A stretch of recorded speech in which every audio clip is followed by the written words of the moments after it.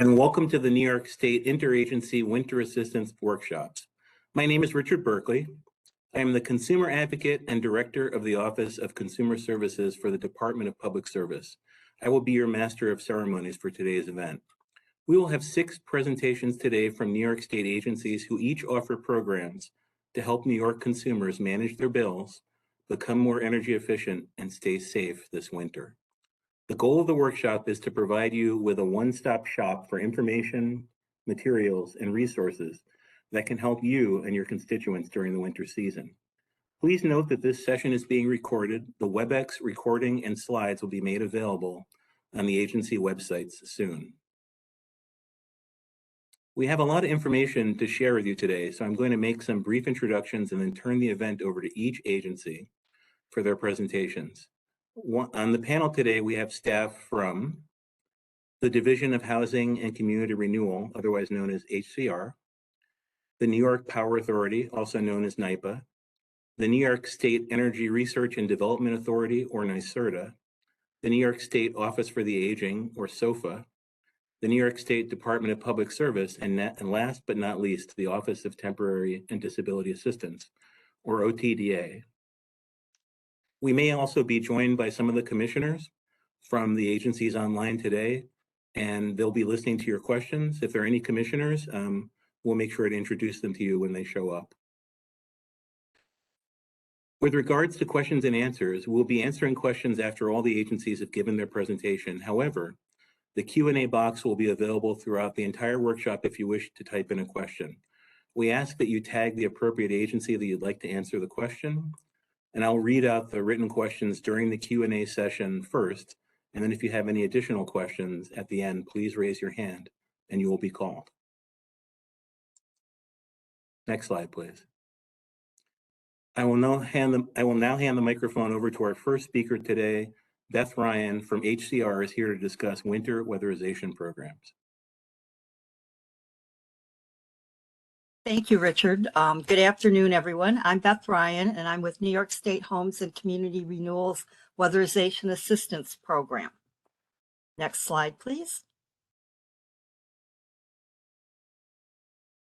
The intent of the weatherization program is to increase energy efficiency in housing occupied by low-income persons.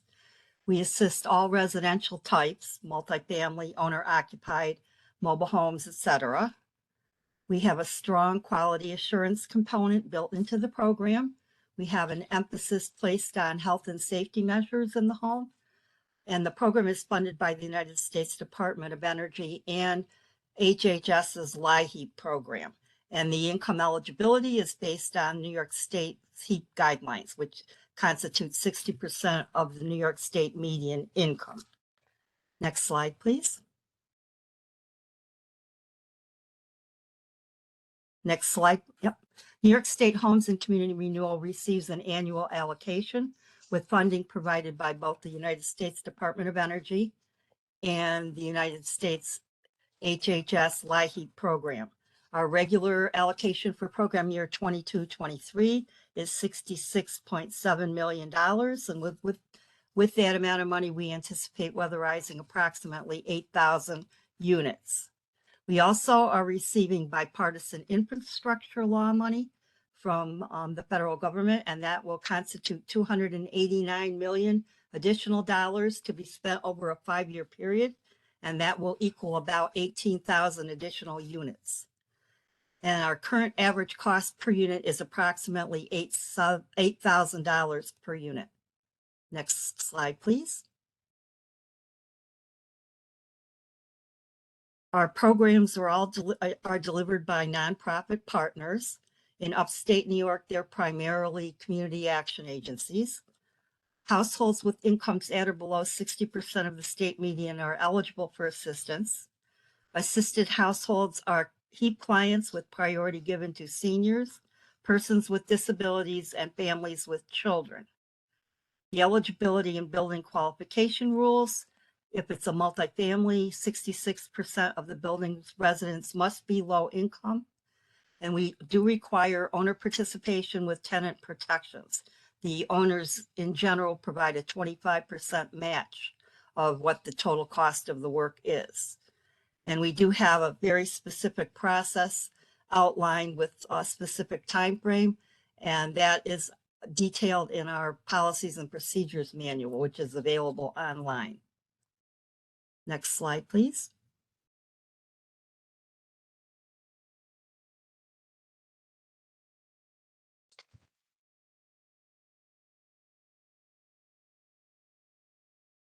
We do have standard typical weatherization measures that we look to install in all of the homes that we weatherize. The investment level is determined by an energy audit, and each measure that we select must be cost effective. We traditionally look at heating systems and their efficiency with an eye towards upgrading if possible, air sealing, insulation, electric baseload reduction measures, health and safety work, and some incidental repairs. Next slide, please. We do have a very specific standards and protocols. We do have a policies and procedures manual, which addresses every facet of the operation. We have standard work specifications. We have a weatherization field guide that's periodically updated with new technologies. We have a very stringent quality control inspection quality work component. And we also adhere to other state and federal requirements in the areas of procurement and formal bidding. We do have to have a historic review from SHPO, and we do give priority to minority and women-owned business utilization. Next slide, please. We have some innovative programs right now and incorporate renewables where possible. We have additional funding currently from the American Rescue Plan Act, a total of $34 million, which is being used to provide enhanced measures furthering the Community Leadership and Climate Protection Act, and with an eye towards the electrification goals here in New York State. That money will be spent by the end of next September, and all of the units that will be assisted with those funding streams have already been identified. We also have a small Sustainable Energy Resources for Consumers grant from the Department of Energy, which will be providing solar thermal domestic hot water to 70 units. And that's being administered through the Cattaraugus Community Action Agency. Next slide, please. We do maintain the whole house approach. Weatherization works because it addresses the entire building. We facilitate coordination with other programs. We maximize the ability to save energy. We identify health, safety, and structural issues, and we also encourage the leveraging of other funds. Next slide, please. We do keep in mind towards healthy homes and weatherization. We have subgrantees that repeatedly defer work where extensive hazards exist. We do now have a small grant coming from the Department of Energy for Weatherization Readiness Fund, and that will be used to minimize some of those deferrals. We have a trained WAP staff that work led safe in all buildings to minimize risks during the installation of efficiency measures to the customer. We identify and where possible correct mold, moisture, and other asthma triggers.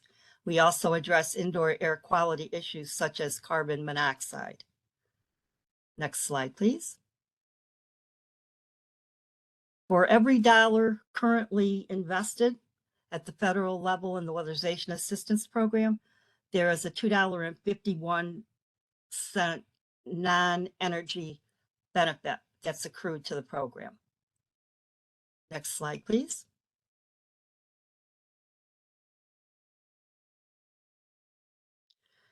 We do put a very strong emphasis on accountability and work quality. Our policy manual is updated regularly. We have quality initiatives with quality work plans, standard work specifications, and all of the people installing the weatherization measures are certified and are provided training. We have improved oversight and monitoring. We are required every year to do an annual evaluation of each subgrantee, and we do very much monitor each of our subgrantees for compliance. Next slide, please. This is the contact information, the general phone number in Albany.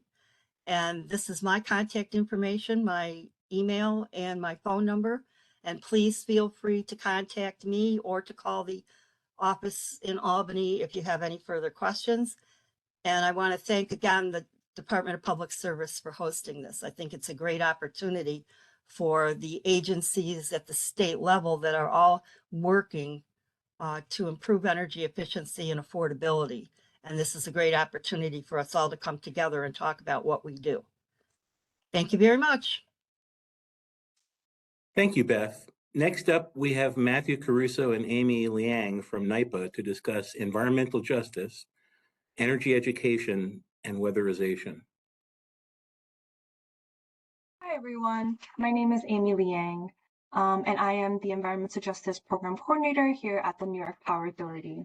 I'm also really excited to be here, so thank you so much, DPS, for including us here at NYPA on this call. Thank you. Next slide, please.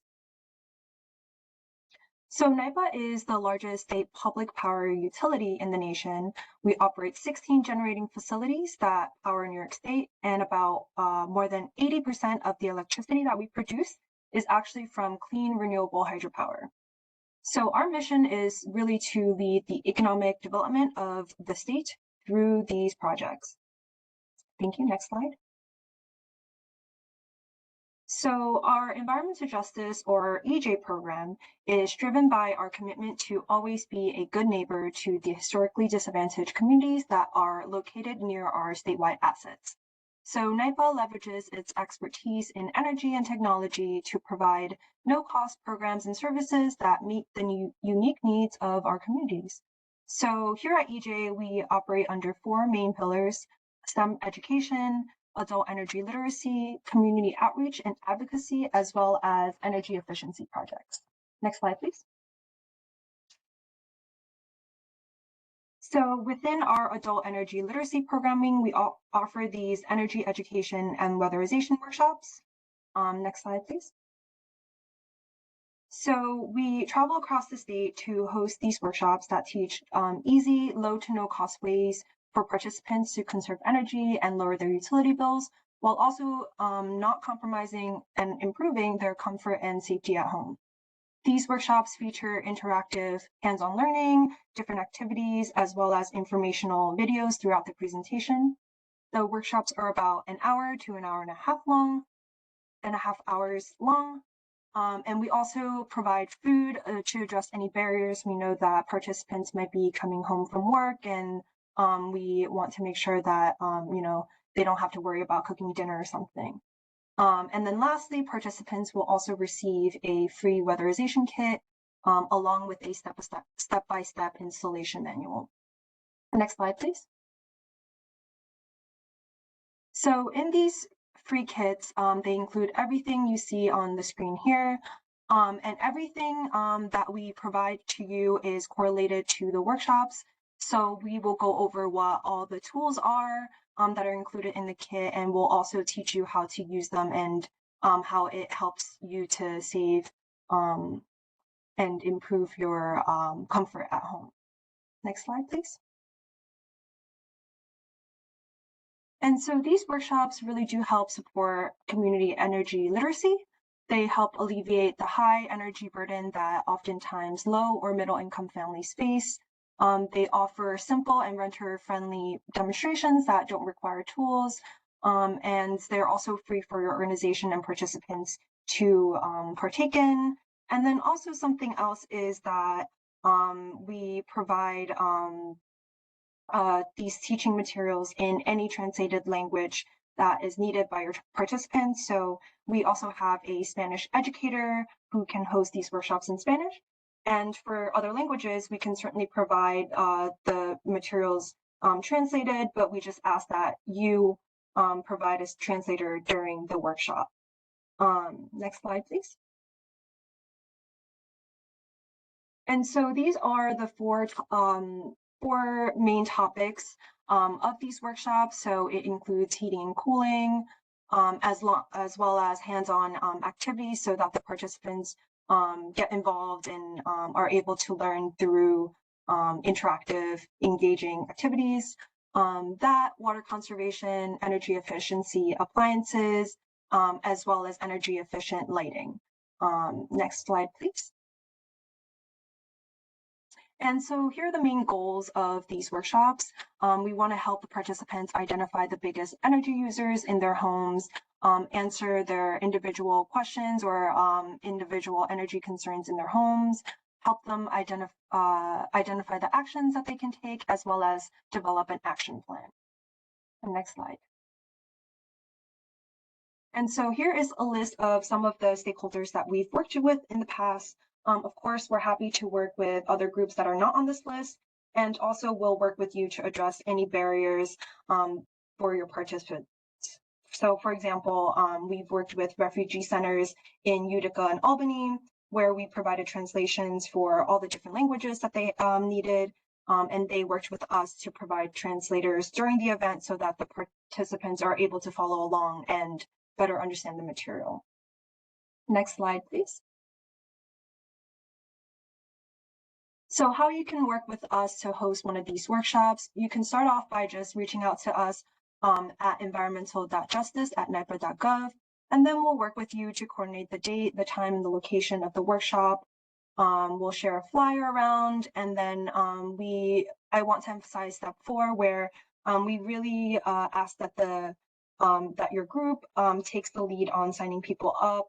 Again, we don't use the sign up contact information for anything, not to sign up for any program or anything like that. It really is for just educational purposes.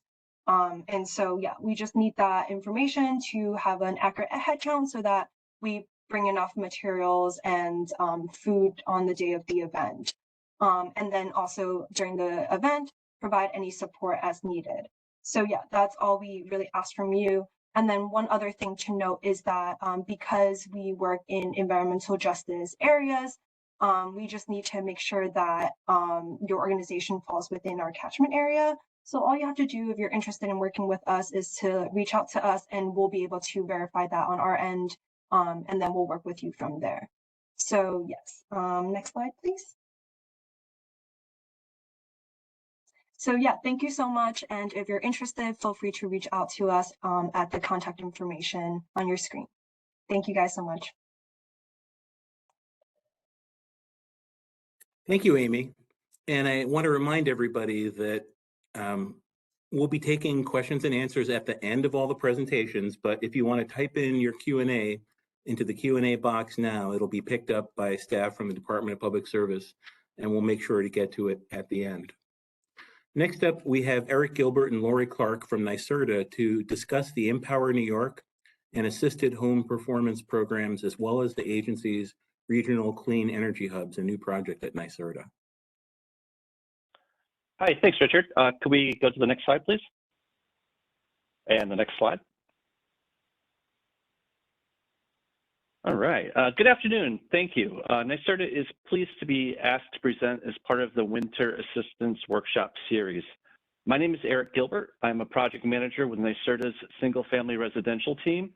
And today I will be providing you with an overview of NYSERDA's 1 to 4 family low to moderate income programs, Assisted Home Performance with Energy Star, and Empower New York. Empower New York is the low income component and serves households earning less than 60% of the state median income, and Assisted Home Performance is the moderate income component, and that serves households earning less than 80% of the area median income, but more than 60% of the state median income. The intake for both programs is through the combined residential application, and that's found here on NYSERDA's website. Next slide, please. So who is eligible for NYSERDA's low to moderate income programs? In addition to the income criteria I just covered, the programs are open to both owners and renters of 1 to 4 family existing homes. While renters can apply and receive limited services, it is recommended to get landlord approval so the unit or building can be served with comprehensive measures. To be eligible for program incentives, the household must pay into the system's benefit charge, which is any electric customer of one of the major investor-owned utilities listed here. There is limited funding for municipal customers, and projects are considered on a case-by-case basis. NYSERDA does have a variety of different funding pools, including the Clean Energy Fund, utility funds through New Efficiency New York, funds from the Office of Temporary and Disability Assistance program, and occasionally there will be funds from utility settlement cases and also funds through the Regional Greenhouse Gas Initiative. Next slide, please. What are the income eligible households eligible for? For all low to moderate income customers, a no-cost energy audit is provided.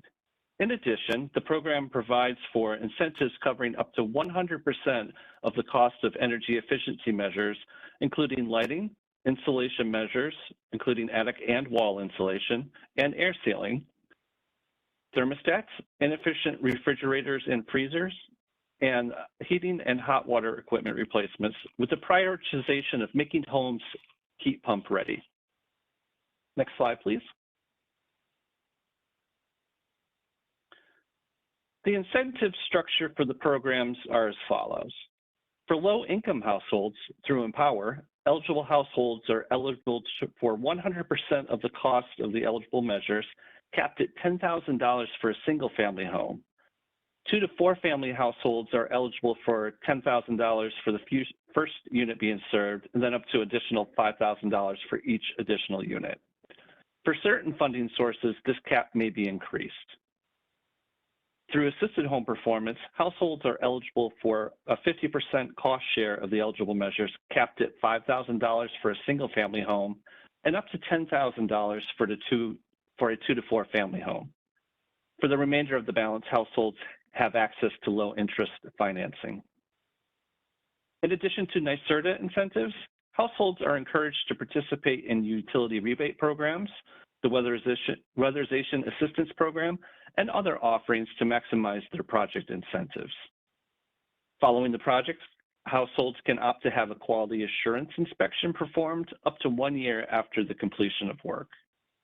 Next slide, please.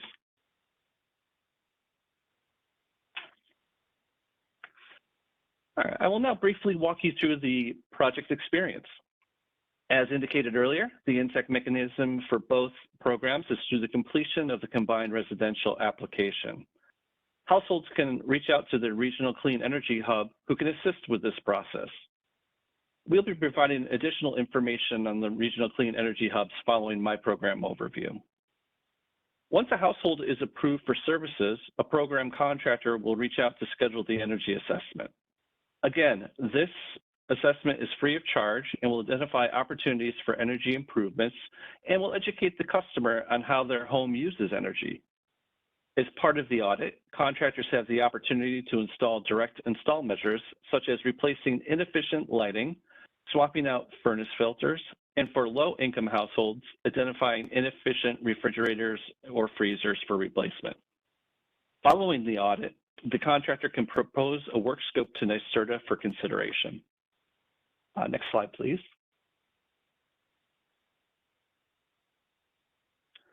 Once a work scope has been submitted, NYSERDA's program implementer Clear Result will review the project, and if the project meets program requirements, an approval will be issued, typically within 2 days.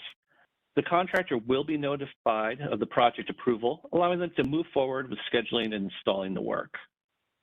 Once the energy efficiency measures have been installed, the household will sign a certificate of completion, and the contractor will submit the project completion paperwork to the program for review, approval, and payment.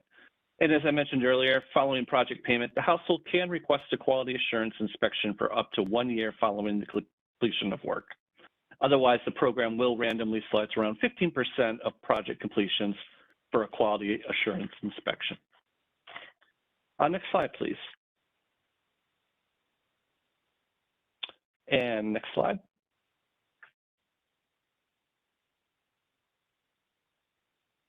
All right, now I'm going to turn the presentation over to my colleague, Lori Clark, for an update on NYSERDA's Regional Clean Energy Hubs. Thank you. Thank you, Eric. My name is Lori Clark, and I will provide a brief overview of NYSERDA's Regional Clean Energy Hub Initiative. Next slide, please. Achievement of the energy, environmental, and climate justice objectives of the Climate Act will require all communities to be actively engaged in the clean energy transition, including residents and communities that have traditionally faced barriers to participating in or otherwise benefiting from New York's emerging clean energy economy. Later this month, NYSERDA will be announcing the Regional Clean Energy Hubs, a statewide initiative whose focus is to bring disadvantaged communities into the clean energy conversation. One hub will be located in each of the 10 economic development regions across the state, with New York City having 3 hubs due to the density, to assist communities and residents with accessing clean energy programs and to participate in the clean energy economy.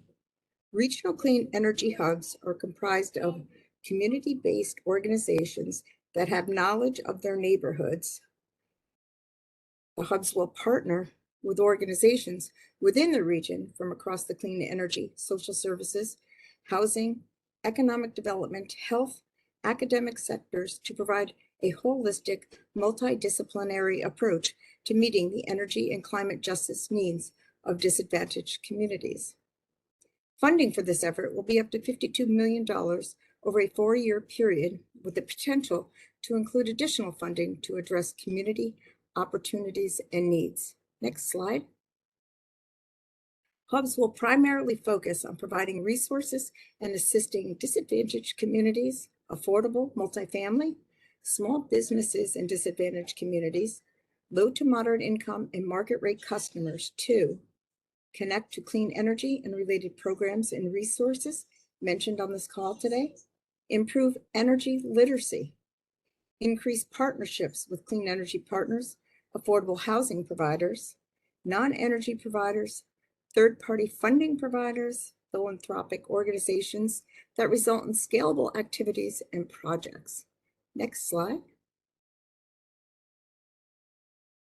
The hubs will provide program and loan application assistance, work with partner organizations to refer customers, and coordinate NYSERDA-funded projects with other local, state, or federal programs and resources. They will conduct stakeholder engagement and elevate the needs and priorities of disadvantaged communities in the development of NYSERDA and other clean energy initiatives. The hubs will advance diversity in the clean energy workforce by connecting residents and small businesses with resources and training opportunities that can lead to jobs. The hubs will play an instrumental role by positioning disadvantaged communities to benefit from the clean energy transition by connecting residents to clean energy and related programs and resources. Thank you.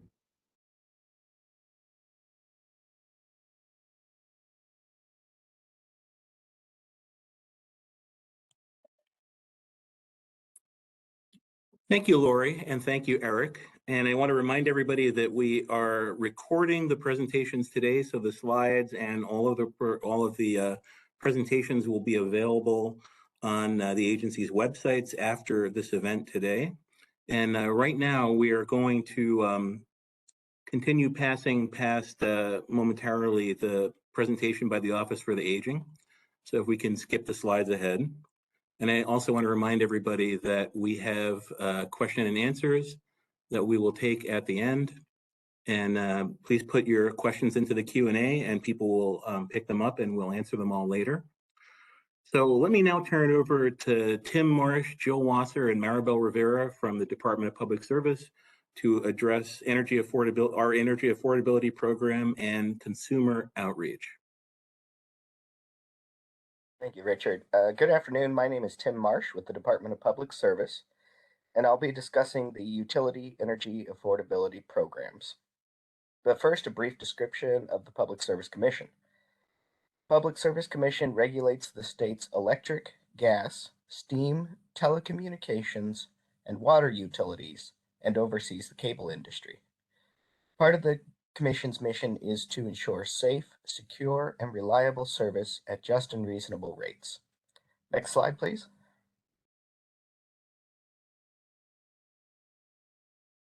In 2016, the Public Service Commission established a statewide low-income bill discount program for major electric and gas investor-owned utilities.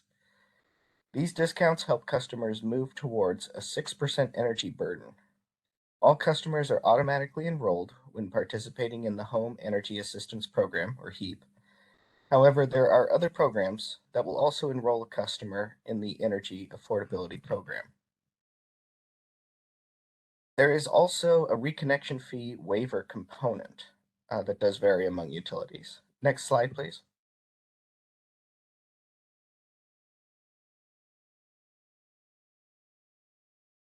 When customers are enrolled in the affordability program, they are automatically enrolled in the utility's budget billing plan, but a customer may opt out by contacting their utility.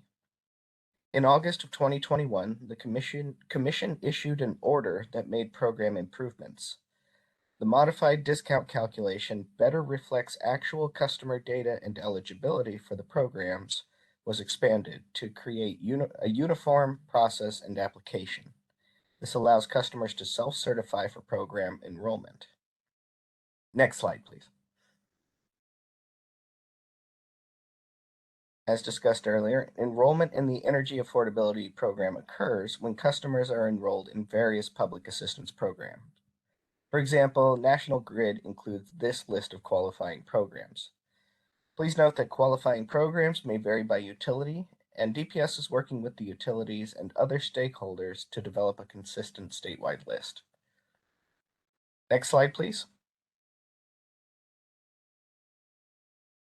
If utility customers are not automatically enrolled in the EAP and are receiving benefits from a qualified program, contact the utility by phone, email, or other service provided by the utility, such as a chat function. All utilities have outreach and education programs, which include various methods of dispensing low-income program information to customers. Next slide, please. The major utilities have more information specific to their service territories. The provided list has links to the affordable energy programs for each major utility. Next slide, please. Recently, the Commission adopted the Utility Arrears Relief Program for major electric and gas utilities that provided low-income customers financial relief due to COVID-19. If a customer accrued arrears through May 1st, 2022, eligible customers had their arrears eliminated through a one-time bill credit. Customers who were receiving benefits through the Office of Temporary Disability Assistance through programs like ERAP, Emergency Rental Assistance Program, or RAS, regular arrears supplement, have no further action needed to be included in the UARP. Customers who enroll themselves in the utility EAP discount programs will still be eligible for arrears relief as long as they enroll before December 31st, 2022. I'll now turn the mic over to Jill Wasser.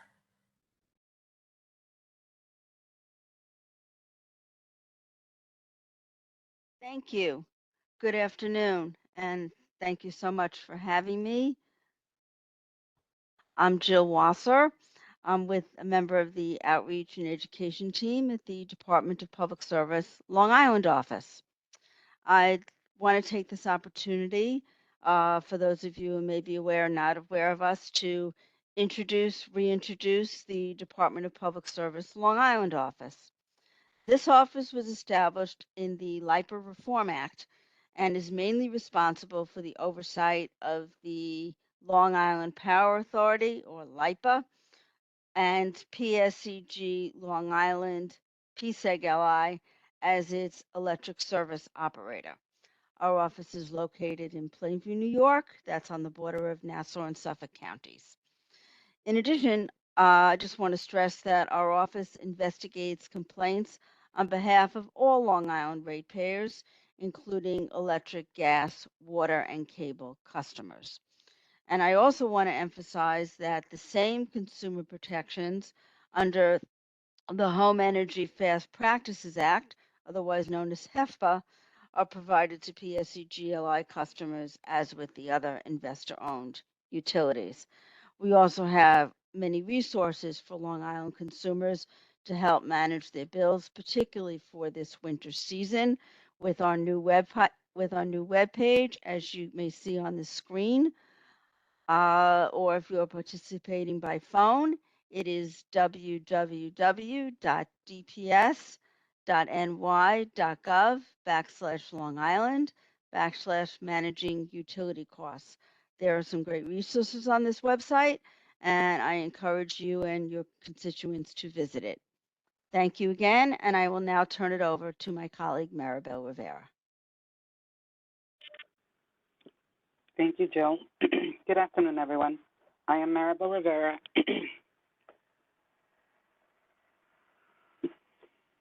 and I want to share with you that we have a dedicated page for winter preparedness, which can be reached by using the short URL listed on this slide. The page has a lot of information, excuse me, that you've heard about in this particular workshop, including ways to manage your winter bills, financial assistance programs, consumer protections, and energy efficiency tips. The page also has links to New York State and Utility Assistance Program, as well as copies of the Department of Public Services consumer publications in multiple languages. Materials can be downloaded and printed, excuse me, or they can be ordered from the webpage.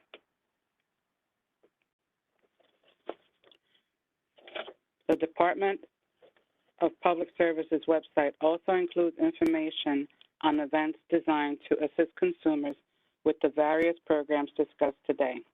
There are different events, including ones sponsored by New York State agencies, presenting at this workshop. There will be another virtual workshop for consumer leaders in January to reiterate the messages discussed today, as well as any program updates. The New York State agencies are also hosting in-person energy fairs where representatives will be available to assist members of the public with application forms for the program discussed today. We encourage service agencies in the event locations to spread the word to their clients.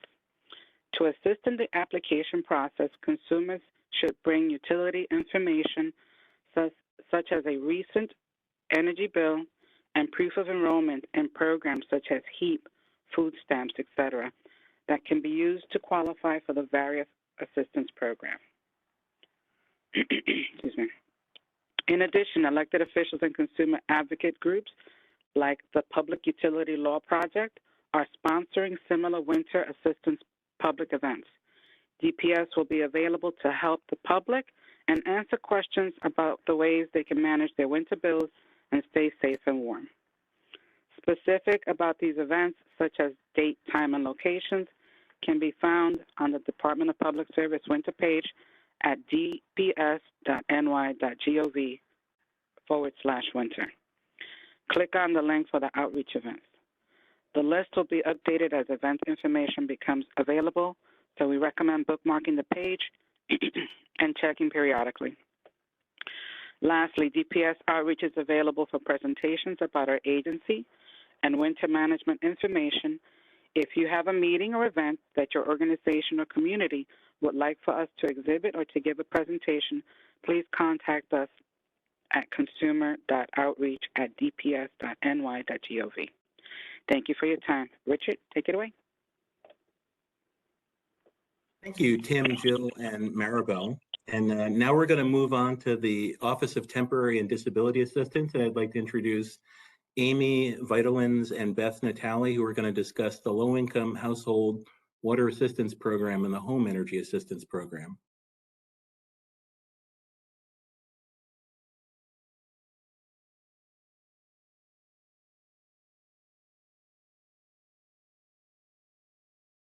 Good afternoon. My name is Anna Vitolins, and I'm here to talk about the Low-Income Household Water Assistance Program. We aren't exactly a new program at this point. We've been open for about a year. And next slide, please. And the Low-Income Water Assistance Program is designed to help people in New York State pay past due water and sewer bills.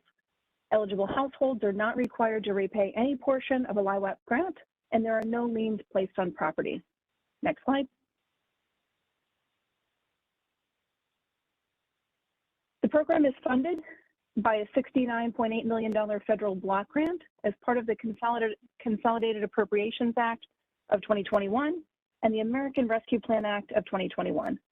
The grant is a one-time payment issued to states in response to the COVID-19 pandemic. And currently there is no additional funding. So this will run until September 30th of 2023. So please, please, please let people know about this program as we are trying to reach as many people as possible before September of next year. Next slide. LIWAP eligibility is closely modeled on the Low-Income Home Energy Assistance Program. I currently work in HEAP. I was in the water program, and now I'm back in HEAP. So the two programs work closely together. And eligibility and benefits are based on income, household size, a household that includes a U.S. citizen, a U.S. national, or qualified alien. And the big difference is that for LIWAP eligibility, the applicant must have a past due water or sewer provider bill. Next slide. Our program benefits are very generous, and benefits are paid directly to water vendors and are not issued to applicants. Applicants may be eligible for up to $2,500 in past due water bills, up to $2,500 for past due sewer bills, and up to $5,000 if they have both combined water and sewer service. If someone applied before October 1st of 2022, a new program year started on October 1st. So all households who applied before that date are welcome to reapply again, and they may receive an additional $25,000 or up to $25,000 or up to $5,000 for a past due water bill. For the LIWAP program, arrears are considered 20 days past the due date. So again, we try to make this as simple as possible and as easy for households to apply and receive assistance. Next slide.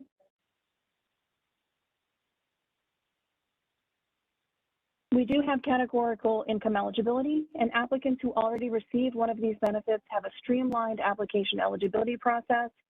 So if someone received the Home Energy Assistance Program or HEAP, Supplemental Nutrition Assistance Program, SNAP, Temporary Assistance, TA, or Code A, Supplemental Social Security Income, that's SSI living alone, they are categorically income eligible to receive LIWAP.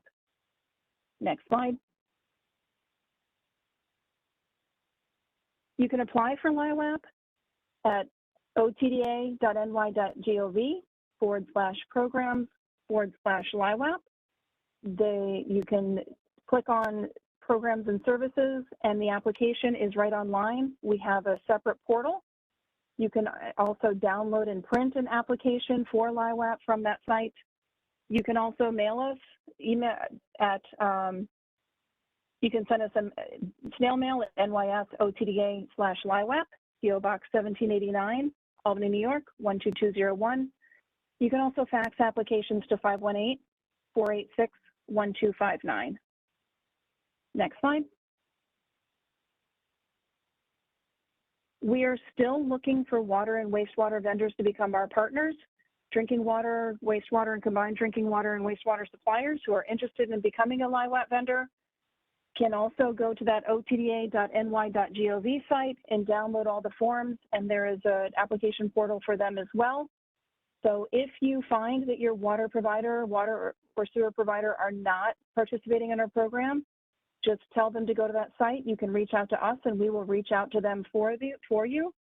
And again, that website is otda.ny.gov/programs/LIWAP.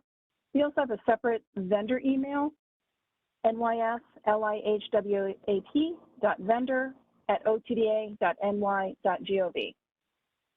Next slide.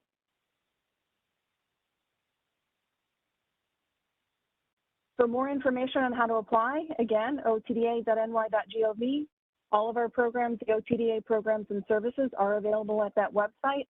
We do have a LIWAC call center at 833-690-0208.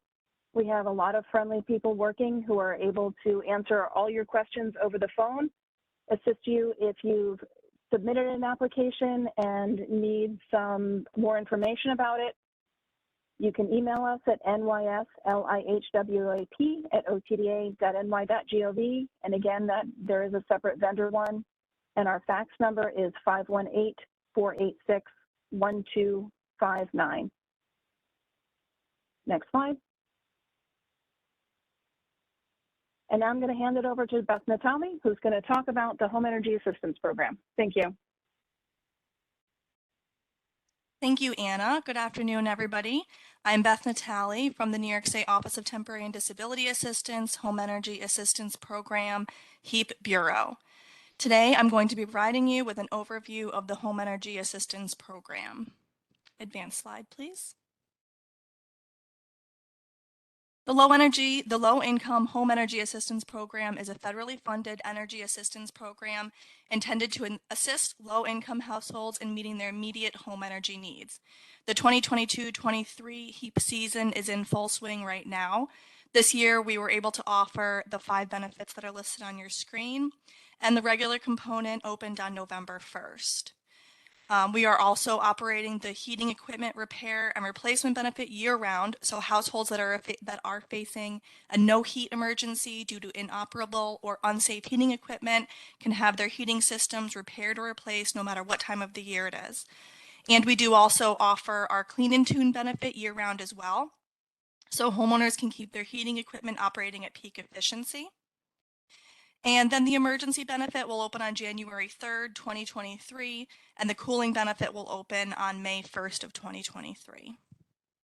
Next slide, please. Thank you.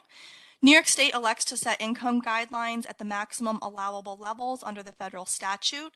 Maximum income guidelines are set at 60% of state median incomes for households with 1 to 12 individuals, and at 150% of the federal poverty level for households with 13 or more individuals. And these income guidelines have slightly increased from 21-22. Next slide, please.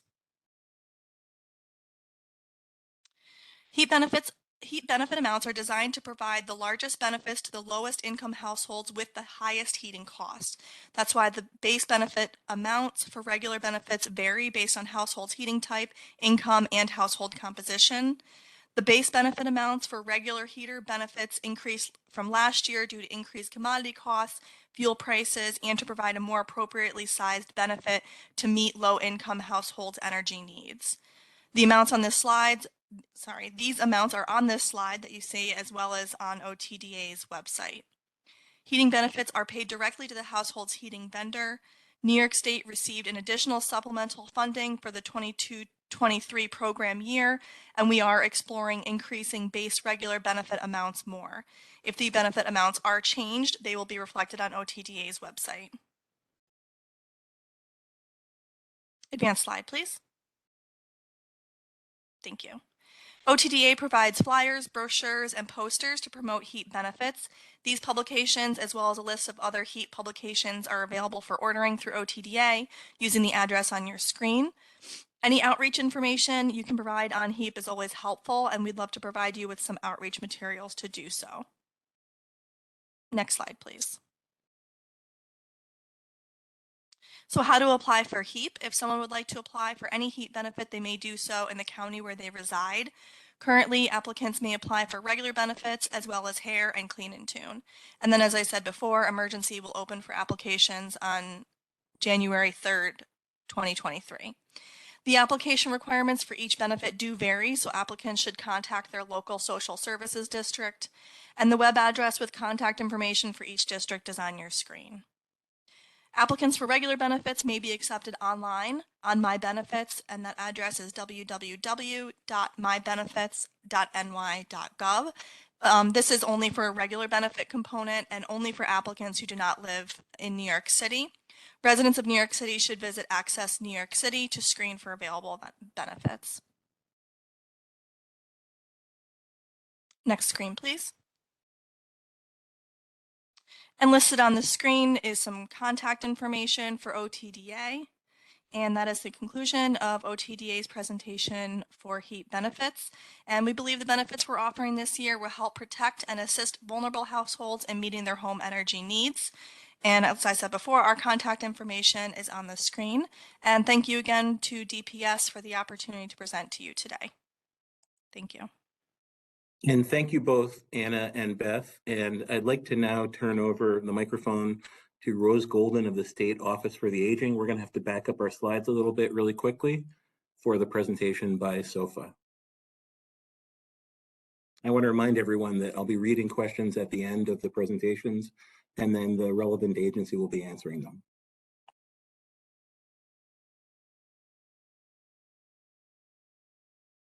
Good afternoon, everyone. I'm thrilled to be here today. I know the presentation says Judy Coyne, but I am Rose Golden. I'm the Deputy Director of Local Program Operations here at NYSOFA, and I will be presenting for her today. Next slide. Okay. So NYSOFA's mission is to help older adults, as you can see, stay as independent as possible for as long as possible. And we do that through advocacy, development, and delivery of person-centered, consumer-oriented, cost-efficient policies. We have a number of programs that help the older adults maintain that independence and dignity. We do it by promoting and administering programs and services for older adults. We also focus a lot on caregivers and persons with disabilities. We are structured in that the Office for Aging has no regional offices, but we do have 59 county-based offices for aging, and they are almost always run through local county government, as well as we have two tribal nations. We have those AAAs, those offices for aging, contract or work collaboratively with almost 1,200 community organizations. We have about 20 core services, and they can be accessed if you look at this link. Next slide, please. Okay, so here's some of the information that we always put out there, and we're really working hard to combat ageism and stereotypes. Oftentimes people think of older adults as a drain on the system, when really they contribute a great deal to communities. So there are about 4.6 million New Yorkers age 60 plus. So we're ranking 4th in the nation. And 935,000 individuals 60 plus, and they contribute 495 million hours of community service. That's an economic value of $13.8 billion. I would offer, if any of you ever are working in a county and want to get some statistics or information about their county, NYSOFA does have a demographer on staff who can help with that, and it sometimes helps to identify a number of low-income individuals or target populations. There's 4.1 million caregivers who provide unpaid care for older adults. And then we know without those caregivers, our healthcare in the nation, as well as in New York, would very much collapse. Individuals age 50 plus account for most of the volunteering, philanthropy, I'm having a hard time with words today, entrepreneurs and donation activities in the US. And 80% of New York State's retirement system payouts stay in New York. So older New Yorkers purchase and services and contribute to their state and nation. Next slide, please. This is a list of the many different services that we provide to maintain older adults in their communities. Our services are carried out as part of the Older Americans Act, and there is not a cost for services, but we do have to offer an opportunity for older adults to provide a contribution if they would like. But the program is funded by the Older Americans Act and also by New York State. Many of you have heard of Meals on Wheels. We have a home delivered meal program. I won't go through them all. Congregate meals, nutrition counseling. We have legal services, home modifications. Our main entry point to find out about any of our services is New York Connects, and it's through New York Connects if someone was to ask questions about all the different presentations on here, as well as any other needs someone would have, that we would connect them with services. We have a health insurance information counseling assistance program, and you can see that we have many programs. All of our programs, again, support independence, and our target population are individuals who would be eligible for many of the services that have been presented today. We serve older adults and caregivers, and we serve targeted populations, and we focus on low-income older adults. Next slide, please. I think I talked about this a little earlier. We have 59 county-based area agencies on aging is what that stands for. This is the agencies that communicate. We are the doorway to older adults in the community. So all of the information that's provided today, we then put out to all the offices for aging who are providing services to low-income older adults, caregivers. And you can see here it says 1,176 contractors supporting the community-based needs of older adults. Many of our agencies provide their services, most of them through contracts, not through direct service. There's, you can see almost 300 senior centers statewide, congregate meal sites, 315 central kitchens where we put out meals.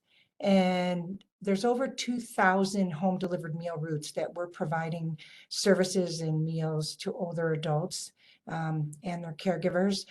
We are the largest nutrition program in the nation. And we have highest level evidence-based programs. And these are programs that have been, research has been done on them, and they have proved to improve the health and well-being of somebody who partakes in those activities. And we've been serving 35,000 people through that program. Next slide, please. What are our strengths? Older adults are very much in communities, trust the established networks, and we have a 40-year record of serving the community, and we are very much seen as an advocate, as a place to go for guidance, and given the direct contact with older adults, there's a lot of trust built. We have a lot of experience with hospital transitions, evidence-based programs, and really focused on cultural and linguistic competence. We're working very hard right now on the priority of diversity, equity, and inclusion in all of our programs. We use a holistic approach to keep people at home. We do full assessments of their needs, including looking at benefits and what they're eligible for, and it's through those full assessments that we would also connect people to the services presented throughout this outstanding presentation. A single point of entry for individuals who need any kind of service. And again, that's our New York Connects program. And we serve clients for life. We are not an episodic focus like a hospital stay and a discharge, but we oversee the whole provision of services for someone who is receiving our services. We're not insurance driven. Again, we are provided funding through the Older Americans Act in New York State. Next slide, please. Okay, so here's some emails and I'm sorry, not emails, but links. There's a AAA directory, which will tell you all the offices for aging in New York State. Health Insurance Information Counseling Assistance Program. Many of you might know that we're in an open enrollment program period right now, and every year, particularly older adults are looking at their health insurance and making sure that they're making the best choice so that they can get their needs met through their insurance. That is a free counseling program through our network. Again, people are eligible to are welcome to provide a contribution if they want, but it is not necessary. And then we do also have the long-term care ombudsman program, and this is a program that helps older adults or people with disabilities who live in facility settings and helps them exercise their rights. And that is provided on a regional basis, and while sits in NYSOFA is a separate unit. So if you have any questions, always go to New York Connects, and we're always happy to help you. Next slide, if I talked about New York Connects, and it's a trusted one-stop information. Some of you might have seen advertisements on the side of buses and in different locations. If you go to this number, someone will answer that phone, connect the person to the county that they live in, and provide them with information on any of the needs that they are articulating, and also refer them on for assessments and case management if that's warranted. Next slide, please. I just also want to thank the Department of Public Service for allowing me to jump on and present. Thank you, Rose, and thank you to all the presenters who have done a really great job today. And I will now read the questions that we have gotten so far. And after the agencies answer the questions that are addressed to them, I will open the floor for additional questions. So first question that we have in the Q&A is, at what point in the Empower, in the Empower AHP process, do you expect the homeowners to get a scope of work, and do they have the ability to decide against particular measures, or is it an all or nothing proposition? That one is for NYSERDA. Hi, Richard. Thanks. This is Eric Gilbert. Typically the contractor will perform an energy assessment, and then after that, a scope of work will be developed. On the assisted home performance side, where the customer is paying for half of the project, they absolutely have a say in measures. They're going to work with the contractor and the program to get a work scope developed.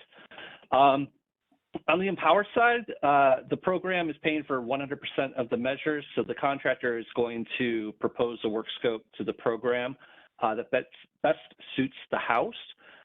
They will share those measures with the homeowner. If for some reason the homeowner or renter is adamant against the work scope for any reason, program can work with them to develop an alternative work scope. So yes, there's absolutely flexibility. Thanks, Eric. The next question is for HCR. What is the referral process for the weatherization assistance program?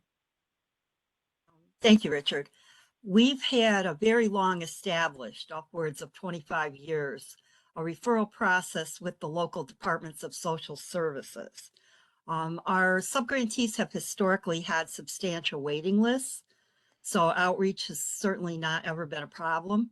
However, that being said, with the anticipated increase in funding in the near term, we are working currently with NYSERDA to develop a referral process that can be utilized through the clean energy regional hubs. Thank you, Beth. The next question is for the Department of Public Service. What if the utility arrears accrued before May 1, 2022 have already gone to collections? Do people have any hope of those being forgiven?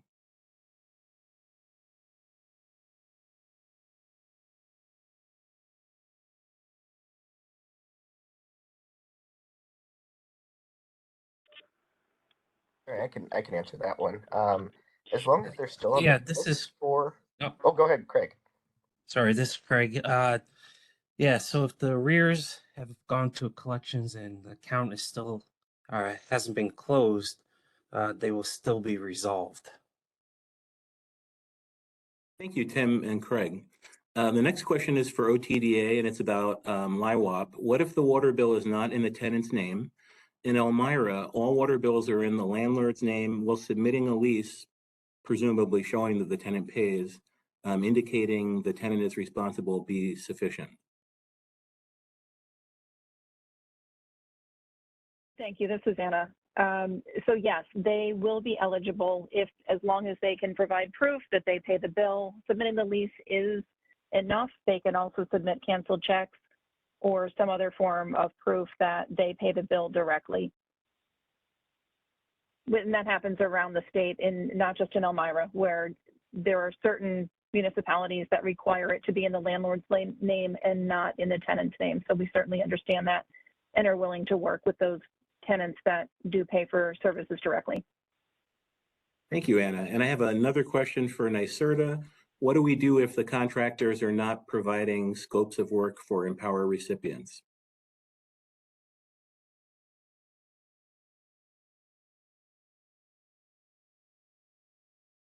Sorry about that, was on mute.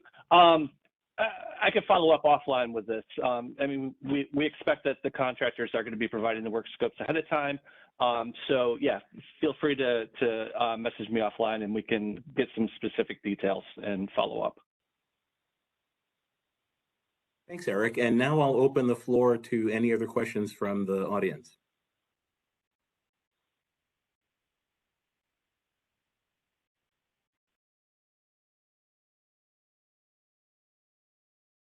Hi, this is Erin. I just want to jump in. If you're on the phone, you can raise your hand virtually by pressing *3 on your phone, and we'll see that your hand is raised and unmute your line at that point.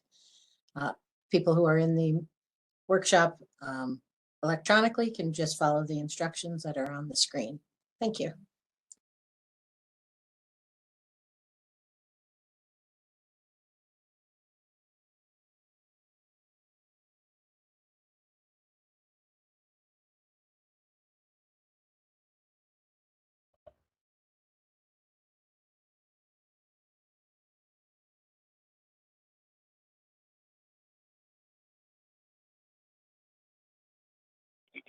Let me see the raise hand.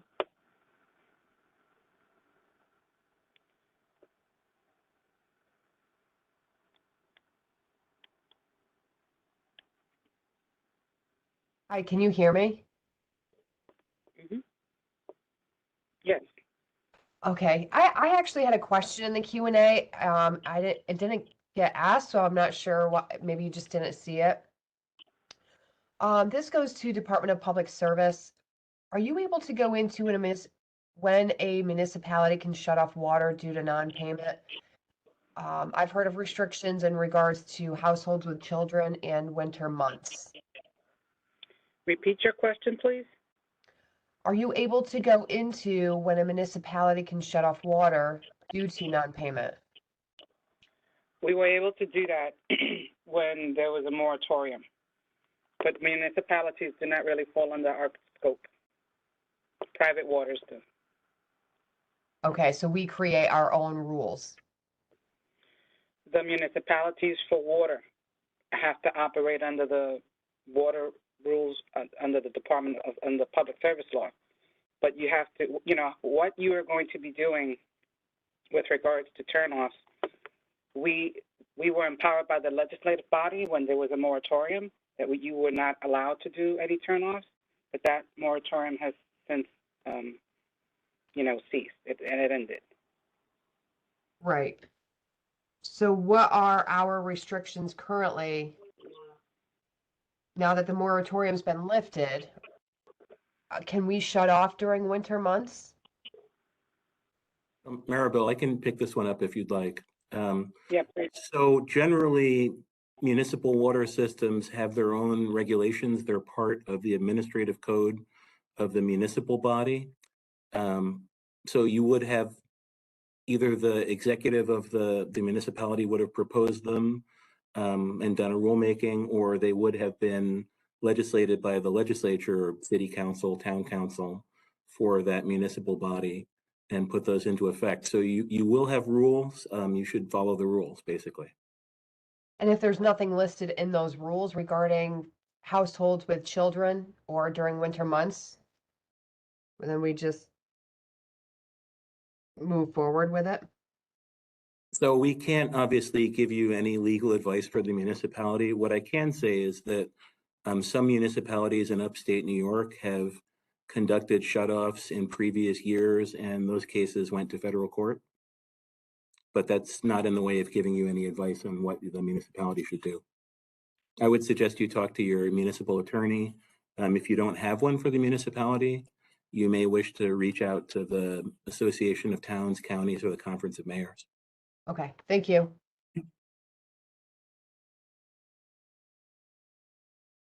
Thank you. I did want to reiterate that we are recording this workshop and we will provide the slides and the recording both to the folks who have come into the workshop. We can email it to you, and we'll also have it on our website at dps.ny.gov/winter.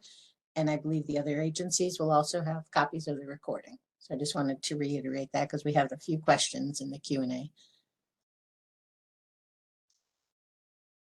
Okay, and Ara, if you could please take your hand down, we'd appreciate that.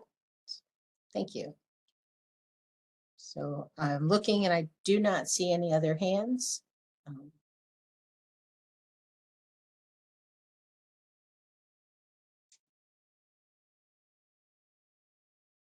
Are there any other questions?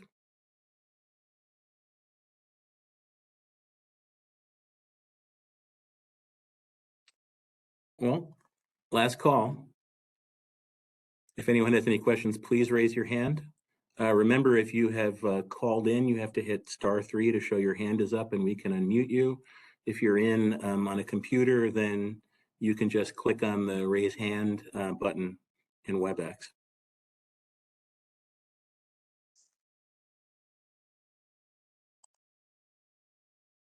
And I do not see any other hands raised.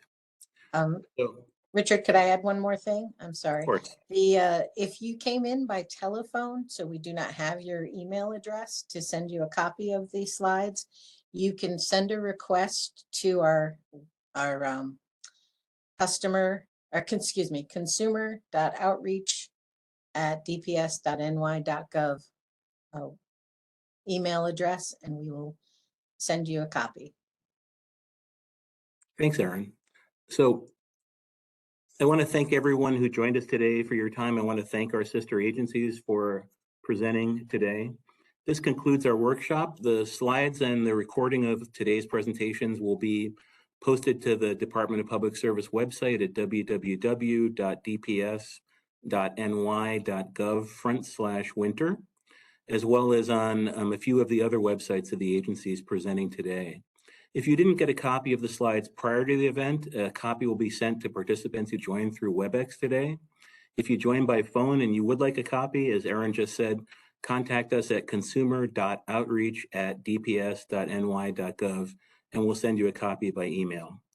And we want to wish you all a safe and warm winter, and hopefully we'll see you again on January 26, 2023, when we'll provide you with updates to the information you got today. Thank you, everybody.